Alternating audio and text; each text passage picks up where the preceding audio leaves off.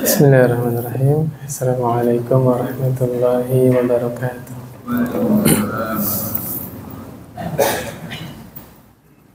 Alhamdulillah, wassalatu wassalamu ala rasulillah wa ala alihi wa ashabihi wa man tabi'ahum bi ihsanin ila yaumiddin, amma ba'd. Alhamdulillah, pada malam hari ini kita kembali dikumpulkan oleh Allah Subhanahu wa Ta'ala di salah satu rumah Allah.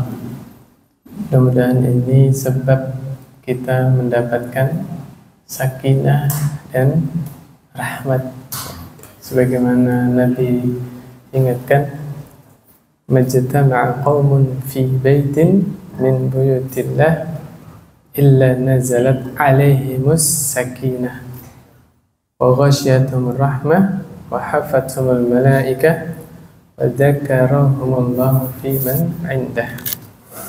Kita masih pembahasan ya. Waftaradallahu ala jami'il ibadi al-kufra bit-taghut.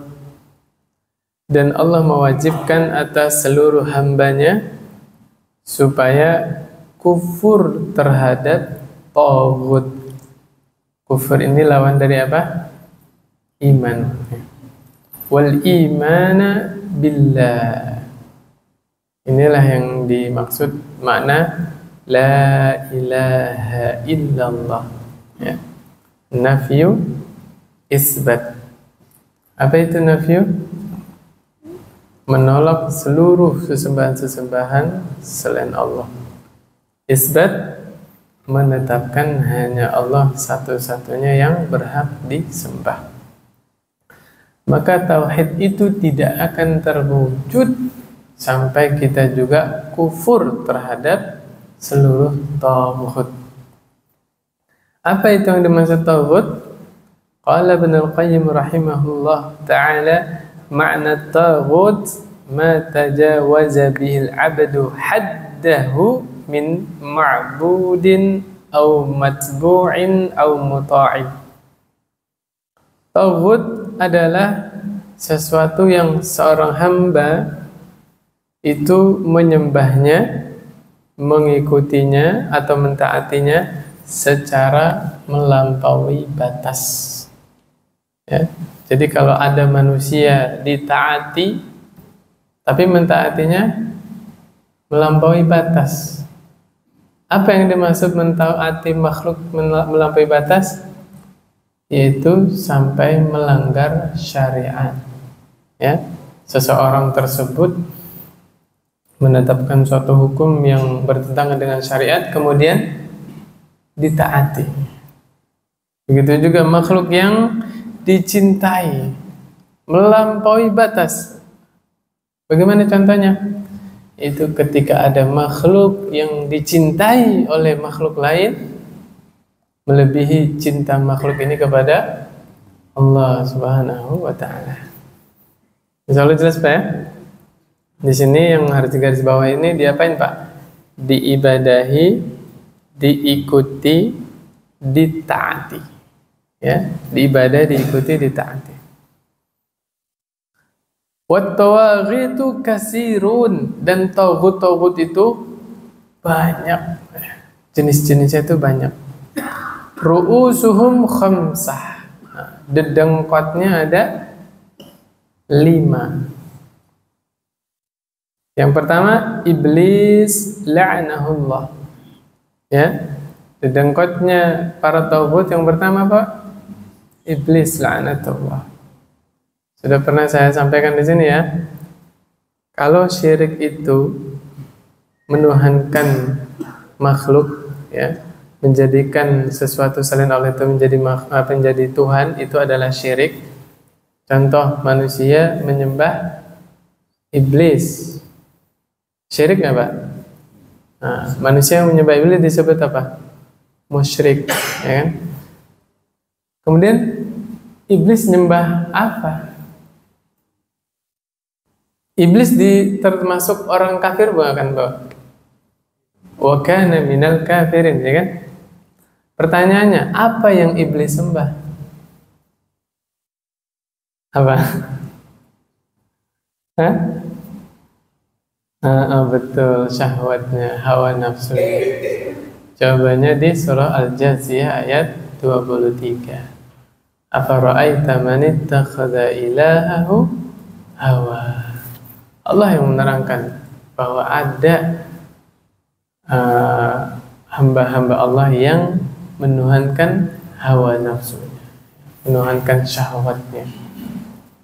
Makanya mohon maaf, sebagian ulama itu sangat tegas.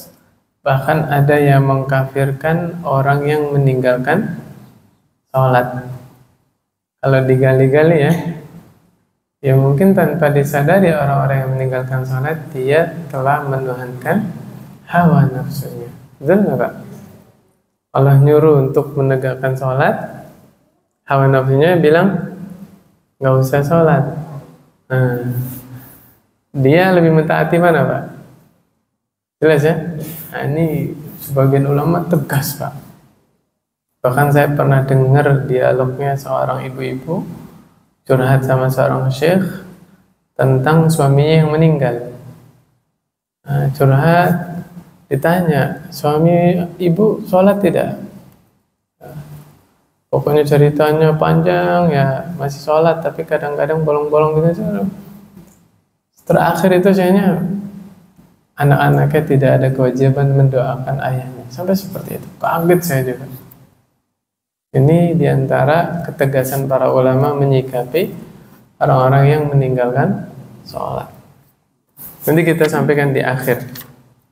Yang ini Pak, kita spill di awal ya. Ra'sul amri al-Islam wa umuduhu as-sholah. Ya, pokok dari segala urusan adalah Islam dan tiangnya adalah sholat. Ya, gampangnya gini aja Pak. Ini bangunan yang begitu megah disebut bangunan. Di antara sebabnya ada apa Pak? Ada tiangnya. Bayangin tiang-tiang ini nggak ada, masih bisa disebut bangunan? Udah. Makanya dulu waktu kita TPA masih ingat as-salatu imaduddin faman aqamaha faqad aqamaddin wa man tarakaha faqad hadamaddin. Ingat Pak ini hadis ini.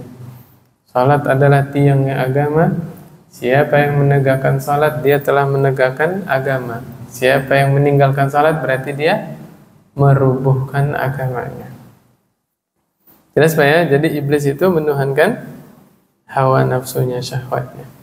Wa man ubida wa huwa radin. Tauhid yang kedua apa Pak? Yang disembah selain Allah dan dia ridho disembah. Ini jawaban kalau ada yang nanya ya, sesuatu selain Allah disembah tauhid kan? Nabi Isa tauhid bukan? Bukan. Sebabnya apa? Dia tidak ridho. Bahkan Nabi Isa diutus mengajak manusia supaya menyembah Allah saja. Nabi Isa seorang Rasul. Pernah dengar ini Pak? Hadis. Bahkan ayat ya. Nih, Al-Anbiya ayat 98 Pak.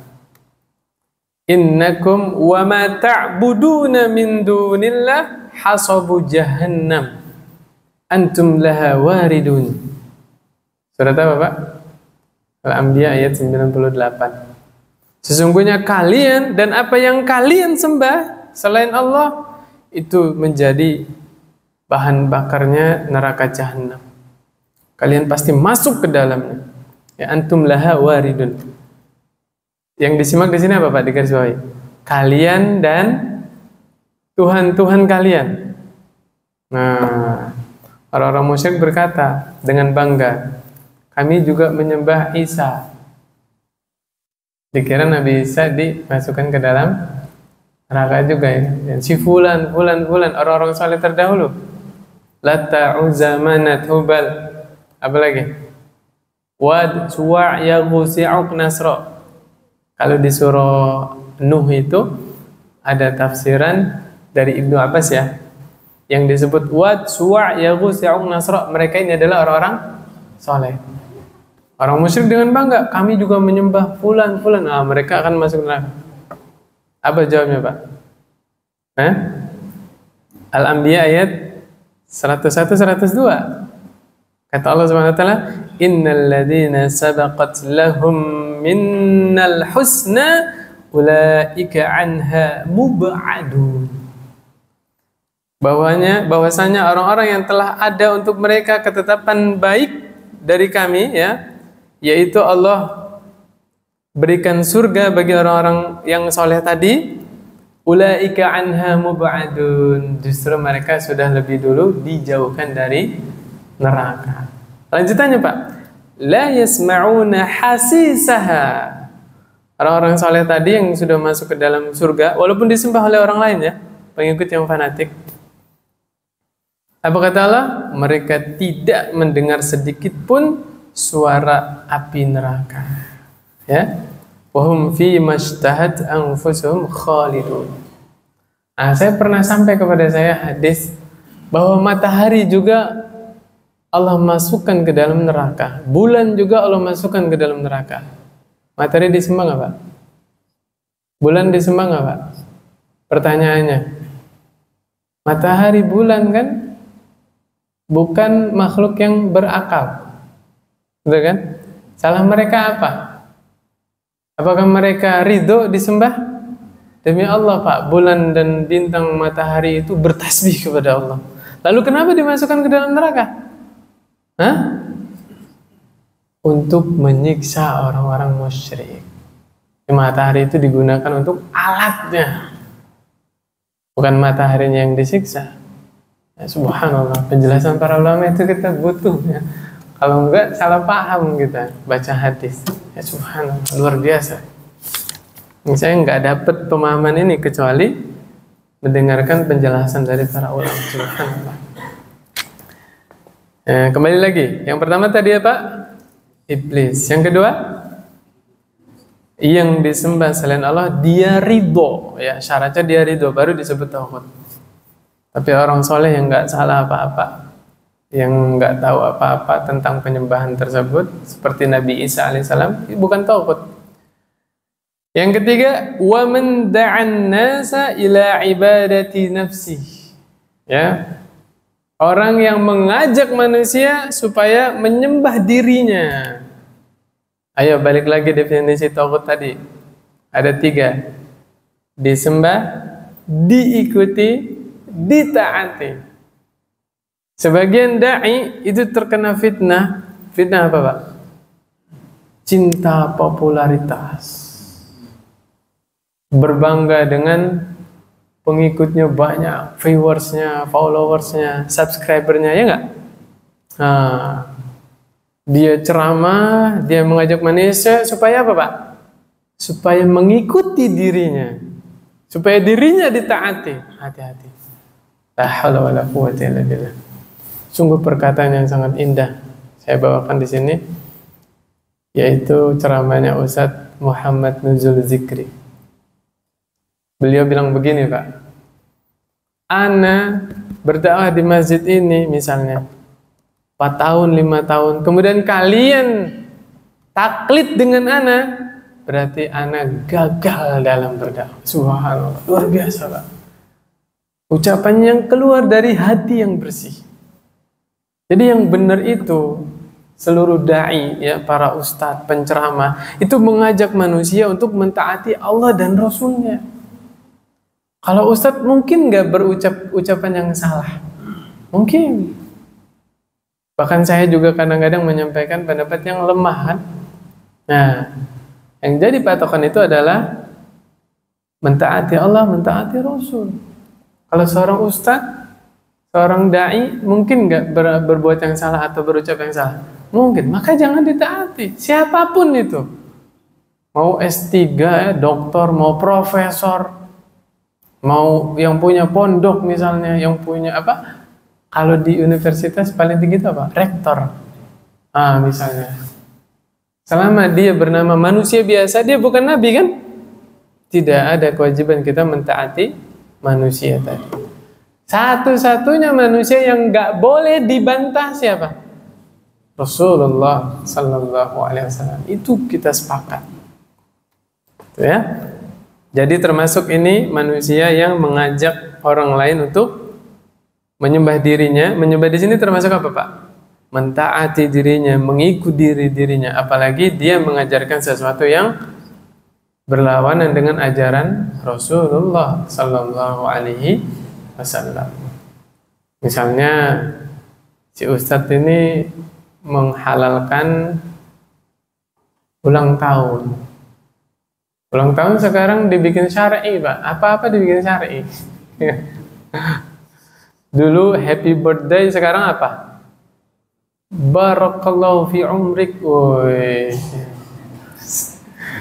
Yang agak-agak gaul-gaul sedikit ya, gaul-gaul sedikit, mat milad. Oh, Allahu karim, la ilaha illallah. Ada nggak, Pak? Sekarang bandingin aja, Rasul merayakan ulang tahun tidak? Tidak. Ustadz ini membolehkan. Mana yang kita ikuti? Udah gitu selesai. Ustadz itu manusia. Ucapannya bukan wahyu.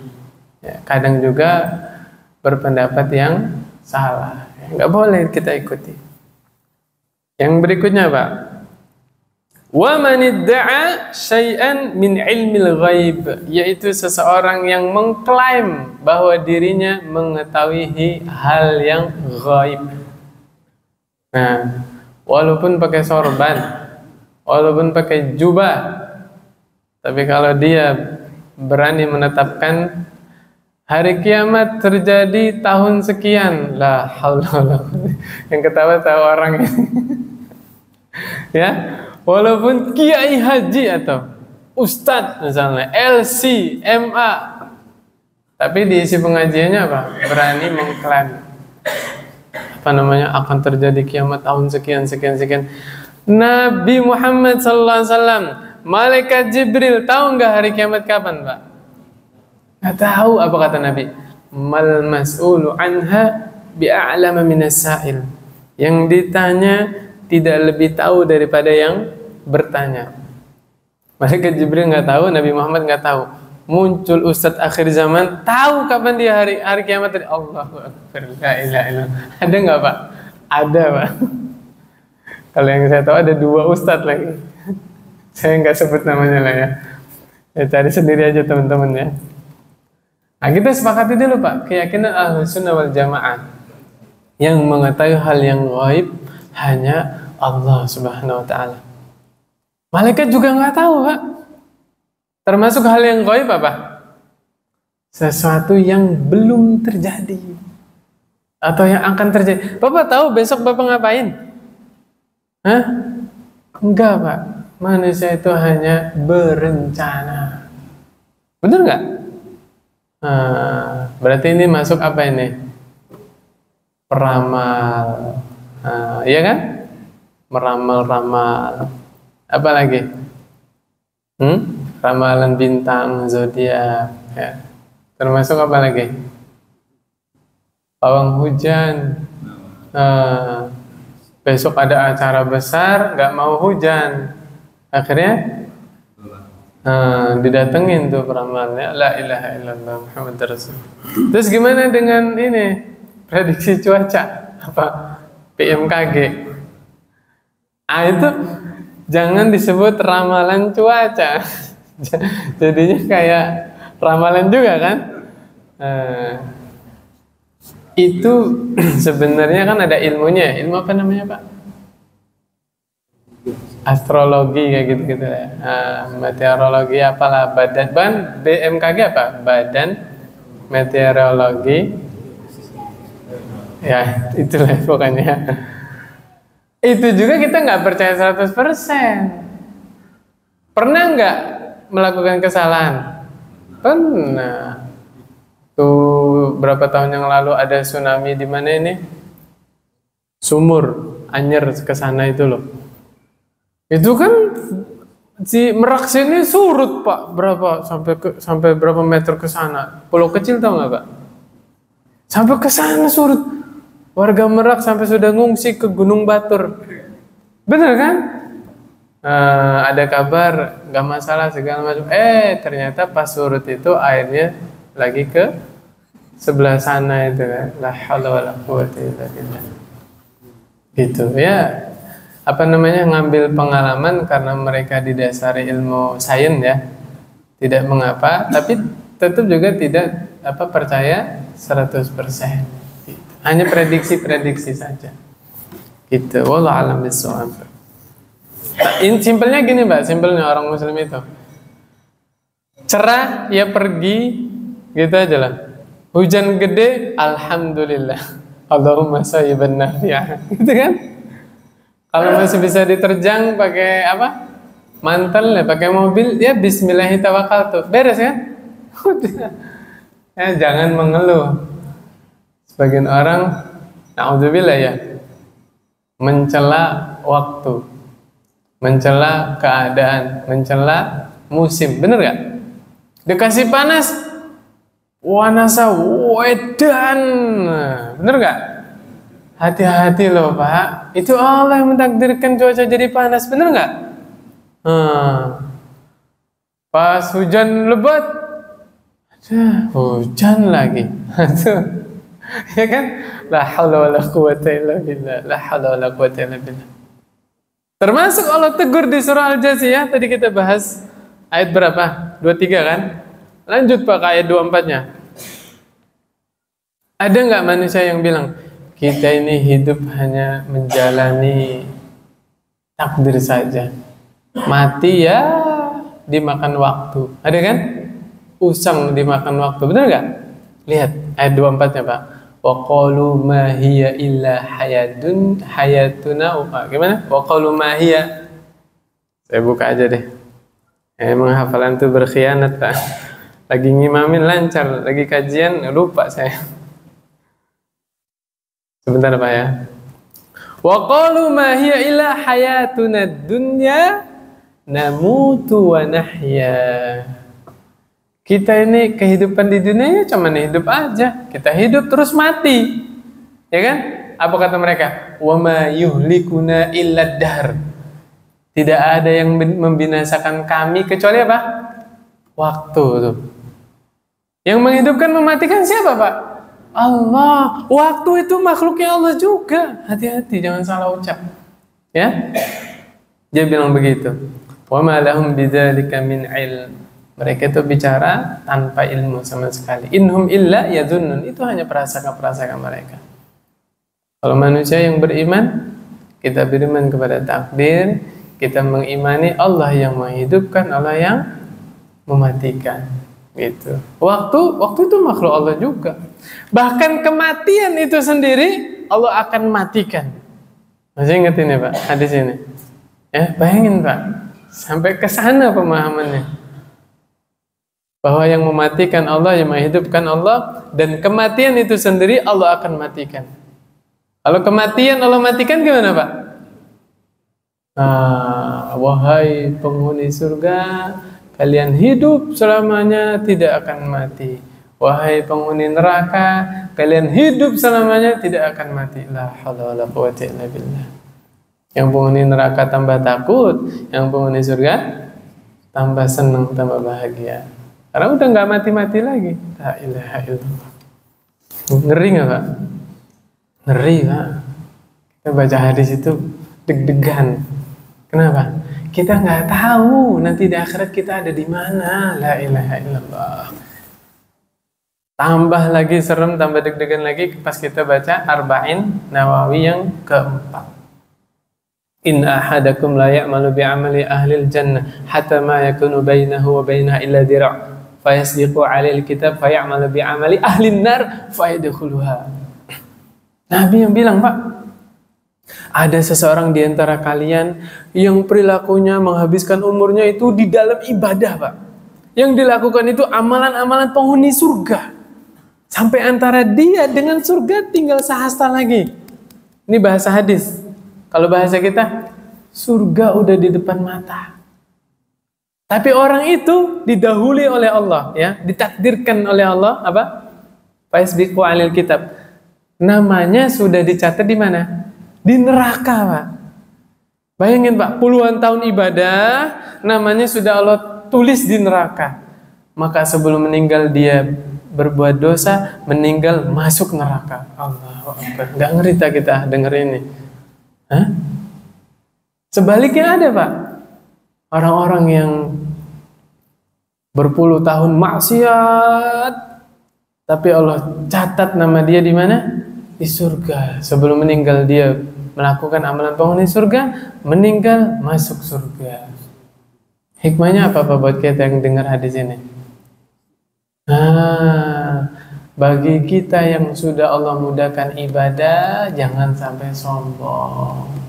Ya, ketika memandang orang lain yang belum ke masjid, memandang orang lain yang belum ke kajian, jangan direndahkan. Karena kita nggak tahu akhir dari kehidupan seseorang. Betul nggak? Bisa jadi Allah nggak seneng sama kita gara-gara kita sombong. Allah benci pas sama orang-orang sombong. Lalu cabut hidayah dari diri kita, besok kita gak ke masjid lagi. La haula wala quwwata illa billah. Dan sangat besar kemungkinan orang-orang yang sekarang ini belum ke masjid, belum sholat misalnya ya, besok atau lusa atau bulan depan, tahun depan Allah kasih hidayah. Mungkin tidak Pak? Mungkin. Ya, subhanallah. Saya ingat satu hadis nih Pak, mumpung saya ingat Pak, nanti dicari lagi ya referensinya pulang dari pengajian. Jadi Nabi menyampaikan ada cerita dua saudara Pak. Yang satunya rajin ibadah, satunya maksiat. Yang rajin ibadah, biasalah kalau ngeliat ahli maksiat gimana Pak? Hah? Apa Pak? Bawel ya? Amar ma'ruf nahi mungkar Pak, terus nahi mungkarnya. Tapi kelewatan nahi mungkarnya. Akhirnya yang ahli maksiat ini kesel, dia bilang apa? Kamu ini diciptakan sama Allah suruh ngawasin saya apa gimana? Tajasus Pak, mencari-cari kesalahan orang. Nah, yang nahi mungkar ini karena dia ahli ibadah, nyumpahin ahli maksiat. Demi Allah, Allah tidak akan mengampunimu. Hati-hati Pak dengan ucapan ini Pak. Apa lanjutan hadisnya? Nabi cerita, ini dua orang ini, saudara ini, menghadap Allah Subhanahu Wa Taala. Ya, Allah berfirman kepada yang ahli ibadah, apa hakmu membatasi ampunanku kepada ahli maksiat?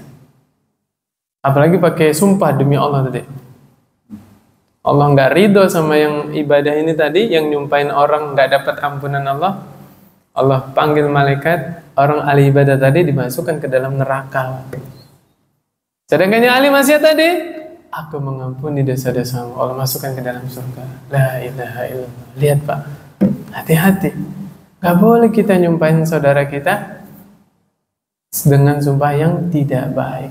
Ya, apalagi bawa-bawa nama Allah. Ya, na'udzubillah. Hati-hati. Ya mungkin aja kita kesel sama orang ya bikin status. Statusnya apa? Demi Allah kamu nggak akan mencium bau surga. Hebat banget. Dia siapa? La ilaha illallah. La ilaha. Bapak Ibu yang dirahmati Allah Subhanahu Wa Taala. Yuk kita balik lagi dakwah Nabi yang kemarin. Nabi datang diutus oleh Allah di tengah-tengah manusia untuk mengajak manusia untuk masuk surga atau memvonis manusia masuk neraka, Pak? Mengajak manusia untuk masuk surga.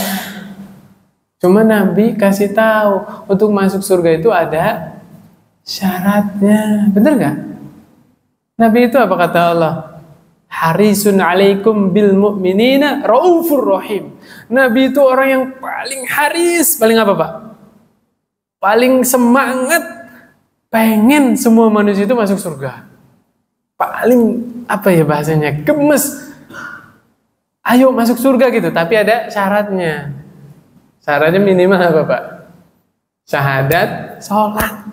Itu paling minimal itu, Pak. Ya kan? Ini kalau udah sholat ditinggalin, syahadat ditinggalin, repot mau gimana ngebelanya di hadapan Allah, kan gitu ya. Paling greget, paling apa ya bahasanya kita apa sih? Ya? Iya, semangat gitu supaya manusia itu masuk surga semua gitu loh.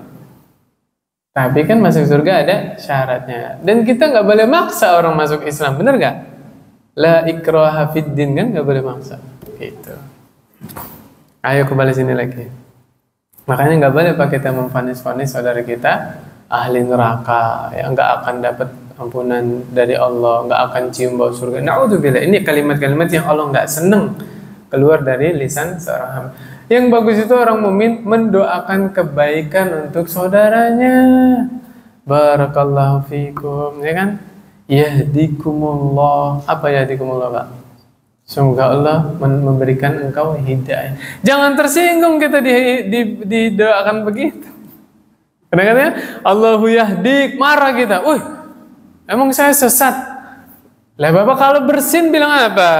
Alhamdulillah. Yang dengar bilang apa? Yarhamukallah. Terus Bapak doa apa lagi? Yahdikumullah wa yuslihu balakum. Kenapa harus marah?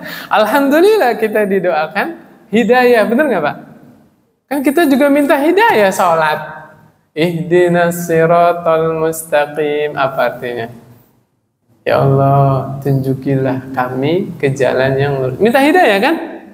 Lah kok ada orang mendoakan hidayah ke kita, kitanya marah. La haula wala quwwata illa billah. Kadang-kadang gitu Pak, setan memprovokasi supaya salah paham, supaya terpecah belah. Kalau ada debat misalnya ya, terus apa lawan bicaranya nggak diterima pendapatnya sama kita, kesel kan tuh? Allahu yahdiku, semoga Allah memberi hidayah kepada. Ya kita bilang amin, alhamdulillah, nggak usah emosi, bener nggak? Alhamdulillah, udah di bawah santai aja kan, alhamdulillah. Lanjut Pak. Yang terakhir ini, wa man hakama bi ghairi ma anzalallah. Ini agak seru ini. Walaupun direkam, saya lanjut aja ya. Seseorang yang berhukum dengan selain hukum Allah, taghut itu Pak. Ya. Apa Pak tadi yang terakhir? Seseorang yang berhukum dengan hukum selain hukum Allah.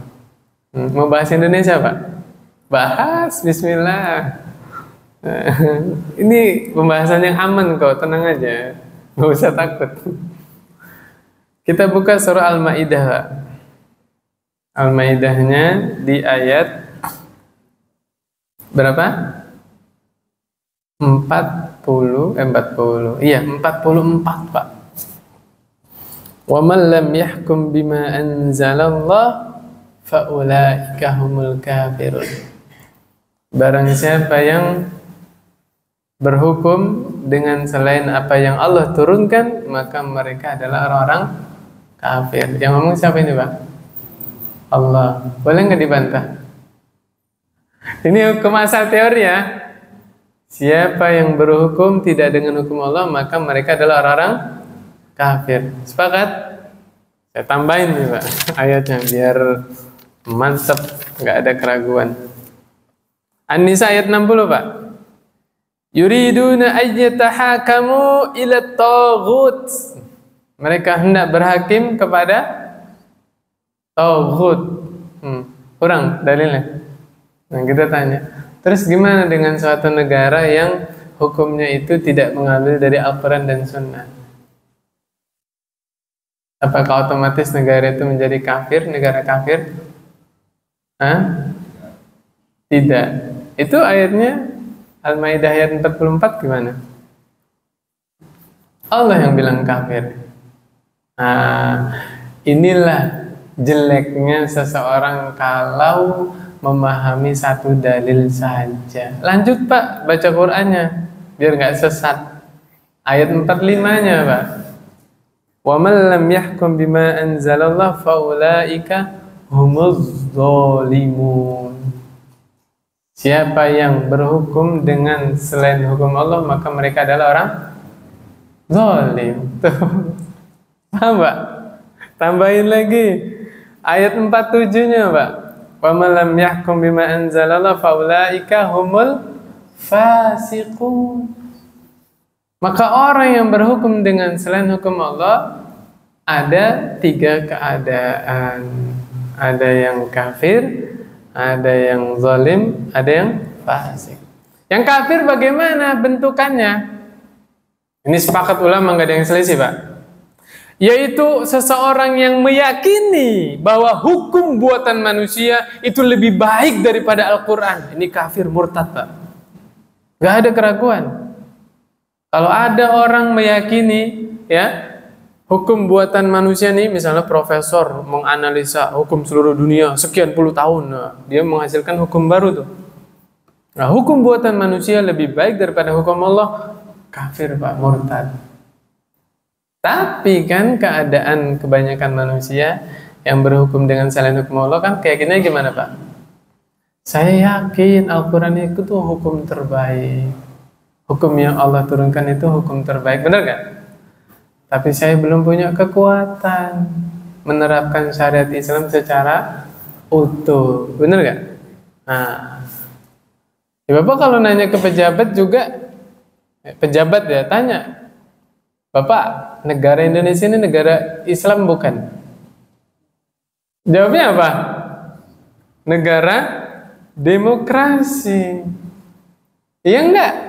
Enggak percaya, tanya langsung ke pejabatnya. Negara Islam ini apa, negara Indonesia negara Islam bukan? Mereka jawabnya apa? Negara demokrasi. Ketika kita menyerukan menegakkan syariat Islam, pasti alasannya apa? Ya di Indonesia ini kan beragam orang-orangnya. Ada selain agama Islam juga, benar nggak? Nah, jadi kalau ditanya negara Indonesia ini negara Muslim atau bukan, jawabnya simpel, Pak. Dipandang dari perspektif mana dulu? Kalau dilihat dari mayoritas penganutnya, di Indonesia ini mayoritas penduduk Muslim, negara Islam bukan? Negara Islam. Aina dalil? Kan harus pakai dalil ngomongnya kan? Nggak boleh pakai pendapat saya pribadi.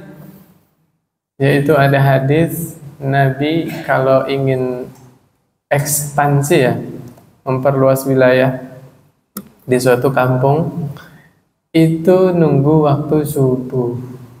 Nah, ngapain, Pak? Dengar azan.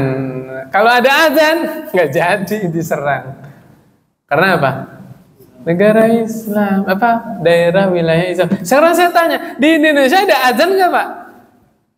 Seabrek-abrek azan di mana-mana. Terus mau mengkafirkan negara, la ilaha illallah Muhammad Rasulullah. Paham sampai sini, Pak?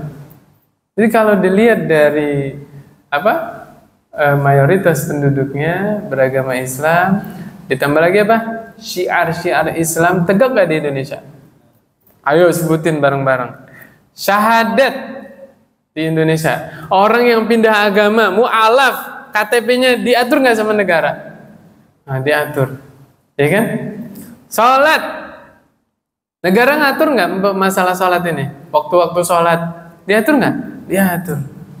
Ya, ibadah sholat kan? Segala masalah tawa kemarin, inget nggak? Siapa? Menteri Agama apa Departemen Agama? Ngatur kan masalah tawa segala macam kan? Itu kan ini panggilan untuk sholat, bener gak? Puasa, negara ngatur nggak? Setiap tahun ribut NU Muhammadiyah. Ayo, Ru'yatul Hilal, masih ingat? Kurang ngatur apa coba pemerintah mengenai bulan puasa ya kan? Ya segala sholat idnya ya kan? Kalau zaman Pak Harto, malam takbiran tuh Pak Harto ikut takbiran. Masih ada videonya, lihat di YouTube. Ya, sholat id di Masjid Istiqlal ikut Pak Harto, subhanallah. Dulu waktu saya masih bayi. Ya Pak ya, masih ingat ya. Lanjut, zakat di Indonesia ada nggak badan ambil zakat? Haji dikoordinir nggak sama pemerintah? 5-5-nya rukun Islam dikoordinir oleh negara, kemudian mau mengkafirkan negara tersebut, la haula wala quwwata illa billah. Mahlan, jangan terburu-buru menghukumi, ya, dianalisa dulu, ya, pelan-pelan, jangan tergesa-gesa. Jelas Pak ya? Jelas. Alhamdulillah udah bunyi belnya. Subhanakallahumma bihamdik asyhadu an la ilaha illa anta astaghfiruka wa atubu ilaik. Assalamualaikum warahmatullahi wabarakatuh.